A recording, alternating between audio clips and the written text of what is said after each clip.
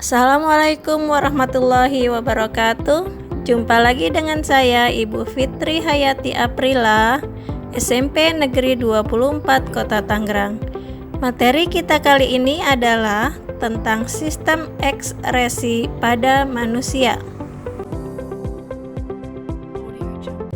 Kompetensi dasar pada materi kali ini adalah sebagai berikut.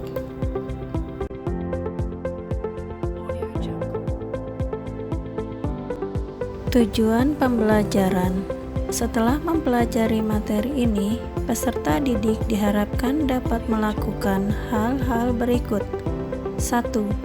Mendeskripsikan fungsi sistem ekskresi pada manusia. 2. Mengidentifikasi organ-organ yang berperan dalam sistem ekskresi. 3. Menjelaskan hubungan struktur dan fungsi pada organ ginjal. 4. Menjelaskan hubungan struktur dan fungsi pada organ paru-paru. 5. Menjelaskan hubungan struktur dan fungsi pada organ hati. Terakhir, menjelaskan hubungan struktur dan fungsi pada organ kulit. Kita pasti pernah berkeringat. Keringat merupakan salah satu sisa aktivitas metabolisme yang bila tidak dikeluarkan akan meracuni tubuh. Zat-zat sisa dikeluarkan melalui organ-organ tertentu. Apa saja organ-organ tersebut? Bagaimana cara organ-organ tersebut mengeluarkan zat-zat sisa?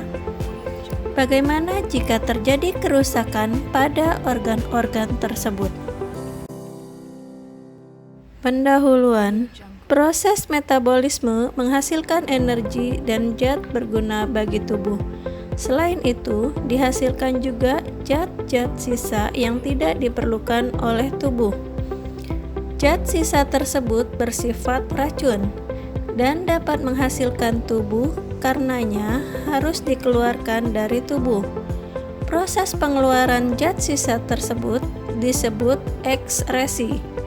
Organ-organ yang berperan dalam proses ekskresi meliputi kulit, ginjal, paru-paru, dan hati. Organ-organ penyusun sistem ekskresi. Bentuk ginjal dan posisinya dalam tubuh manusia seperti terdapat pada gambar di samping ini. Oke anak-anak, mari kita lanjutkan materi kita yang berikutnya, yaitu tentang ginjal. Ginjal adalah salah satu organ yang terpenting dalam manusia. Ginjal kita pada umumnya memiliki sepasang, yaitu terletak di bagian bawah perut kita. Ginjal sebelah kiri letaknya lebih tinggi daripada ginjal sebelah kanan. Ginjal berwarna merah karena banyak darah yang masuk ke dalam ginjal. Ginjal berbentuk seperti kacang merah, panjangnya sekitar 10 cm, beratnya kurang lebih 170 gram, letaknya di dalam rongga perut, berjumlah 2, dan berwarna merah keunguan.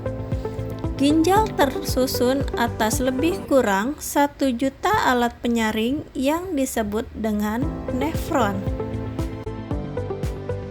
Berikut ini adalah skema dari organ-organ penyusun sistem ekskresi. Perhatikan gambar di samping. Gambar di samping merupakan bagian-bagian dari ginjal. Yang pertama adalah pelvis. Pelvis adalah tempat bermuaranya tubulus, yaitu tempat penampungan urin sementara yang akan dialirkan menuju kandung kemih melalui ureter dan dikeluarkan dari tubuh melalui uretra. Yang kedua adalah medula. Terdiri atas beberapa badan berbentuk kerucut atau piramida.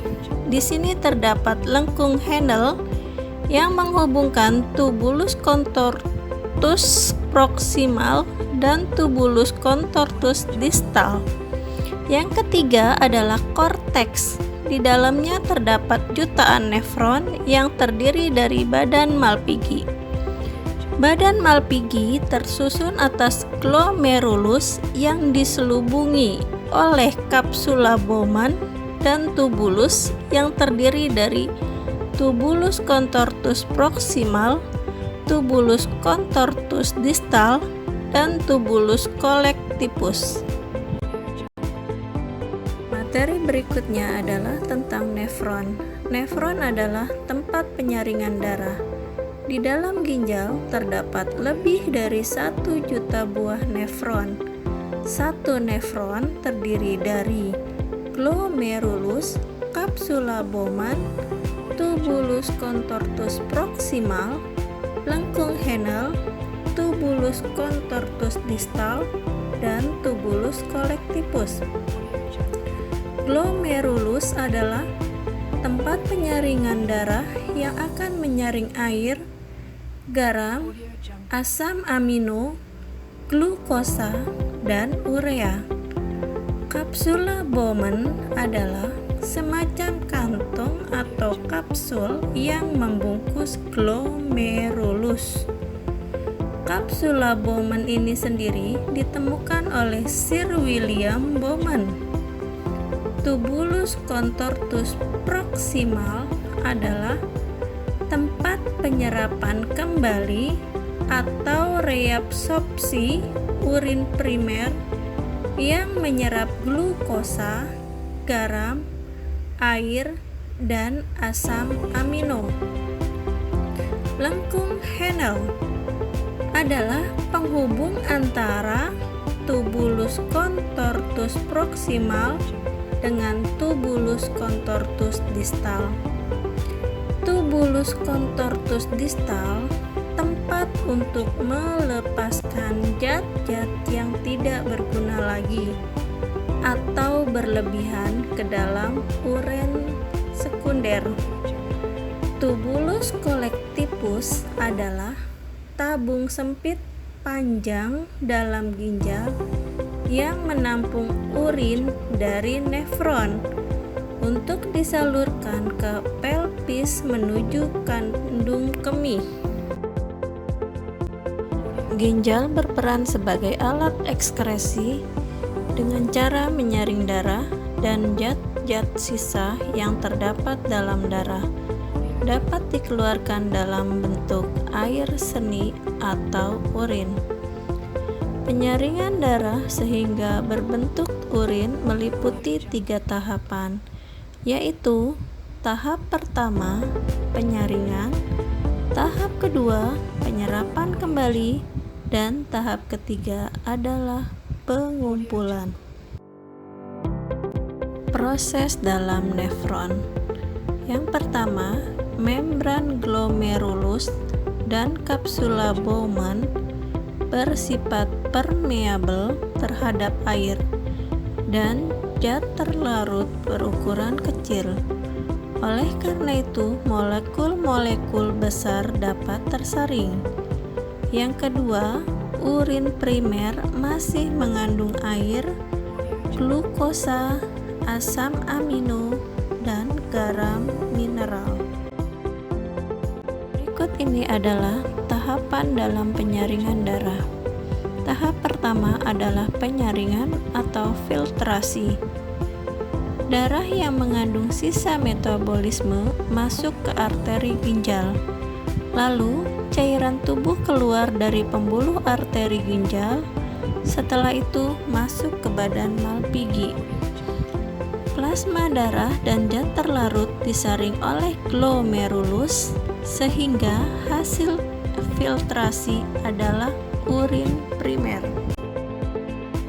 Proses dalam nefron pada gambar berikut ini sebagai berikut. Urin sekunder mengandung air, garam, urea, dan pigmen empedu yang memberi warna dan bau pada urin. Tahap kedua yaitu penyerapan kembali.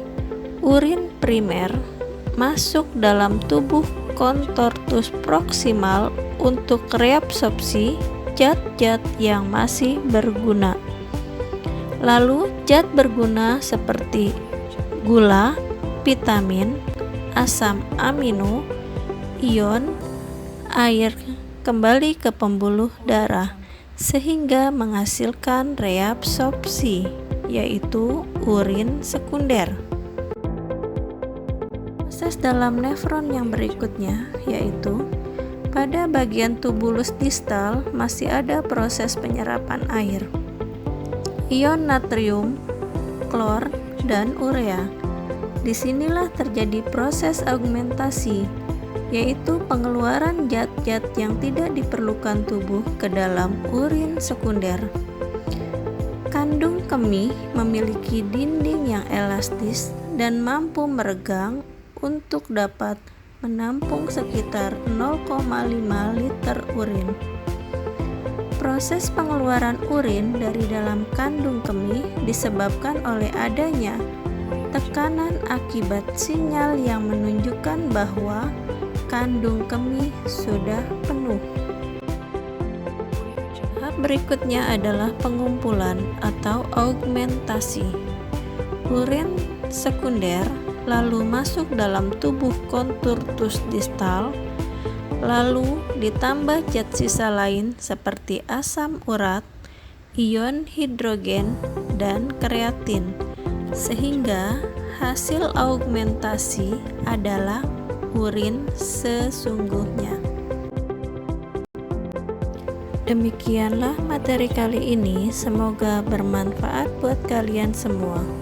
Terima kasih. Wassalamualaikum warahmatullahi wabarakatuh.